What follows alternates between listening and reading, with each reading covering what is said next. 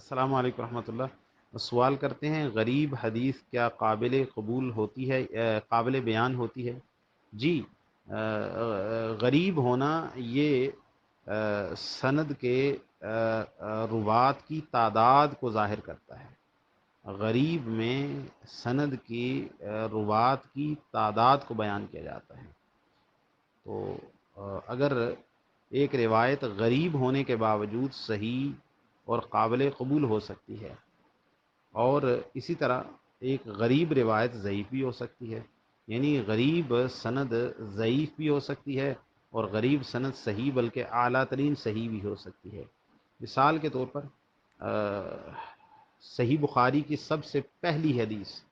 انما الاعمال بالنیات وانما لکل امرئ ما نوى فمن كانت هجرته الى الله ورسوله فهجرته الى الله ورسوله ومن كانت هجرته الى دنیا يصيبها او الى امرأة ينكحها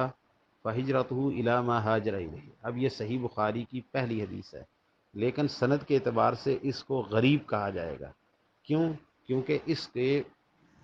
صحابہ کے طبقے میں اس کو بیان کرنے میں سیدنا عمر ابن خطاب رضی اللہ تعالی عنہ متفرد ہیں، اکیلے ہیں، تنہا ہیں، یعنی کسی اور صحابی سے یہ روایت بیان نہیں ہوئی۔ تو اگر یہ روایت کو اور دو تین صحابہ بھی بیان کرتے صحابہ کے طبقے میں، تو پھر یہ روایت غریب نہ رہتی۔ لیکن یہ روایت جو ہے وہ غریب ہے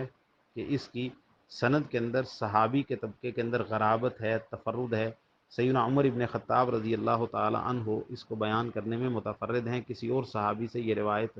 منقول نہیں ہے، لہٰذا یہ روایت غریب ہو گئی سند کے اعتبار سے، کیونکہ صحابی بیان کرنے میں اکیلے ہیں۔ تو یہ ایک اصطلاح ہے سند کے روات کی تعداد کی طرف، یا ہر طبقے میں راویوں کی تعداد کی طرف یہ لفظ غریب والا جو ہے وہ اشارہ کرتا ہے، یہ اصطلاح۔ لہٰذا کسی روایت کی سند کے غریب ہونے سے اس کا صحیح یا ضعیف ہونا معلوم نہیں ہوتا،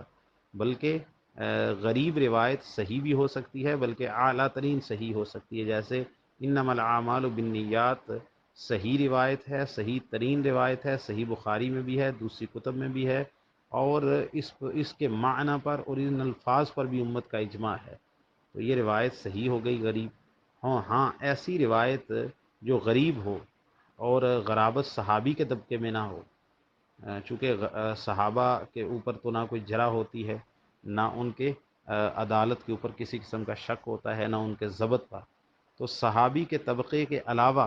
کسی جگہ پر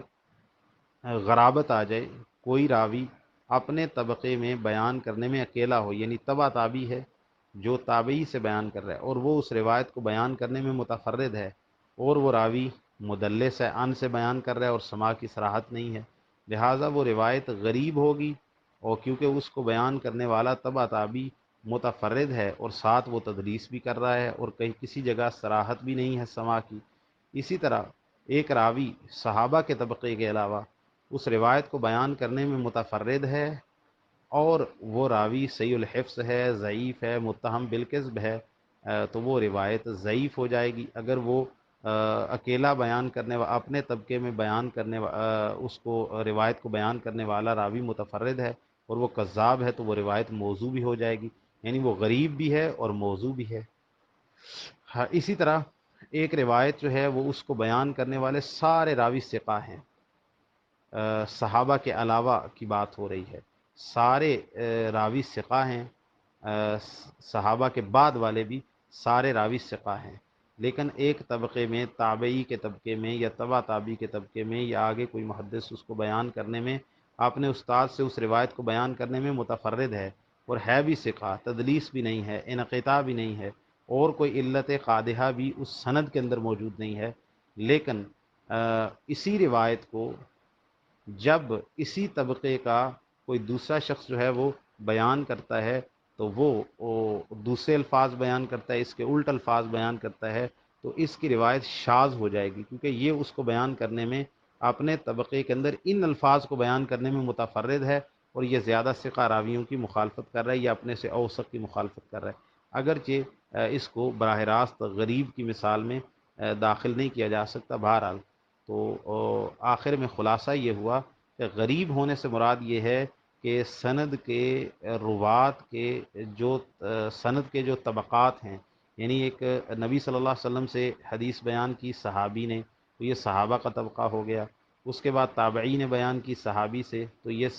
تابعین کا طبقہ، پھر تبع تابعین کا طبقہ، پھر اتباع تبع تابعین کا طبقہ، تو اس سے آگے پھر محدث امام بخاری نے بیان کیا۔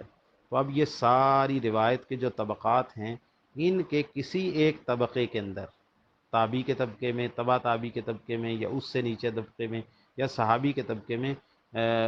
بیان کرنے والا کوئی ایک راوی اپنے طبقے کے اندر اس کو بیان کرنے میں متفرد ہے، اکیلا ہے، اس کے طبقے میں کوئی بھی اور اس روایت کو بیان نہیں کرتا، تو وہ روایت سند کے اعتبار سے، سند کے راویوں کے تعداد کے اعتبار سے وہ روایت غریب کہلائے گی۔ لیکن اگر اس کی سند متصل ہے، راوی سارے ثقہ ہیں، کسی قسم کا شذوذ اور علت نہیں ہے، تو وہ غریب روایت بھی صحیح ہو سکتی ہے، جیسے کہ انما الاعمال بالنیات کو بیان کرنے میں صحابہ کے طبقے کے اندر عمر ابن خطاب اکیلے اور تنہا اور متفرد ہیں۔ اور اگر ایک روایت جو ہے وہ اس کی سند کے اندر کوئی غرابت آ رہی ہے صحابی کے علاوہ کے طبقے میں، اور وہ راوی ضعیف ہے،